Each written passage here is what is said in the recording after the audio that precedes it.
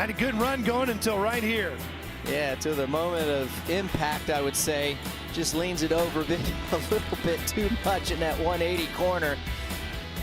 Down he goes, just starts leaning, had a little too much input in them handlebars.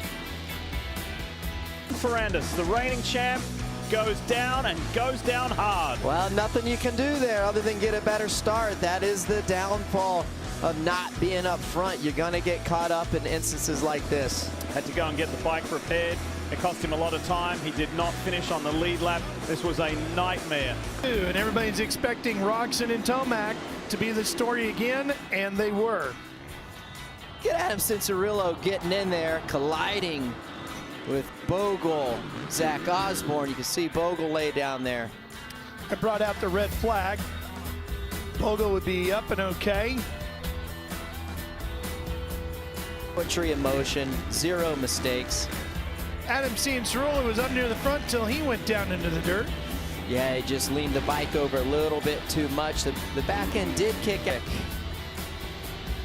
Well, he was confident, even though the start had him a little bit deep in the pack. And these three riders all got together, including Chad Reed in there, and Hill, and Osborne. Blows had a big crash. That brought out a red flag. Yeah, that was a tough lick by Chris Blows. I mean, he hit the face of that whoop and bounced up. You could see he was in some pain. There's the red flag. Chris was okay, the Phoenix native. I mean, he was just at one with his motorcycle. Tomac was trying to get through the pack, but instead ended up in the dirt. Yeah, we heard in his post-race interview on the podium that he missed the rear brake, and that would cost him any chance at winning this overall.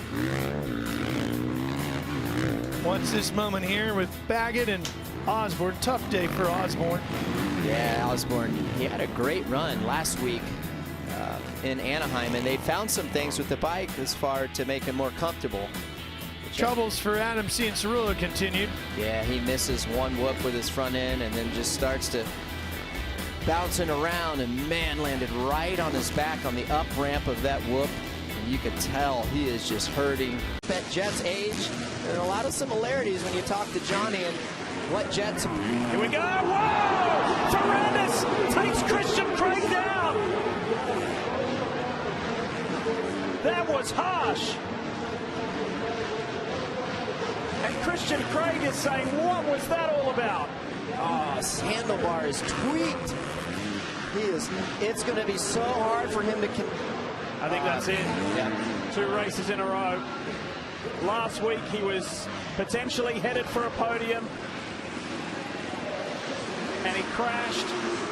Such a good night going for him, riding extremely well. So let's see here. Dylan goes up the inside. Everything's okay. Oh, yeah, he just. I mean, the exit of that corner closes up so tight. Look how far away. How far Christian Craig got flung.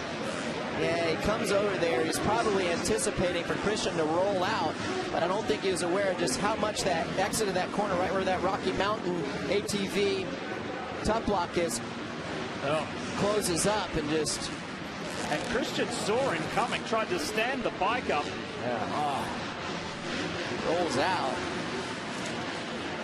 What a bummer for Christian Craig, riding good all night, heat win. Now, where this is really going to help, what this is going to help is Austin Forkner, because he was well behind these high right here to take the line away. And this is where it all ended for Jett Lawrence. I mean, that was like slow motion, Lee. It ended in a very harsh way. Ferrandis got the win, his first of 2020, and thrilled for that. It was not great news for Jett Lawrence. He was devastated and injured. We found out later on that he actually sustained a broken collarbone, but he'll be back.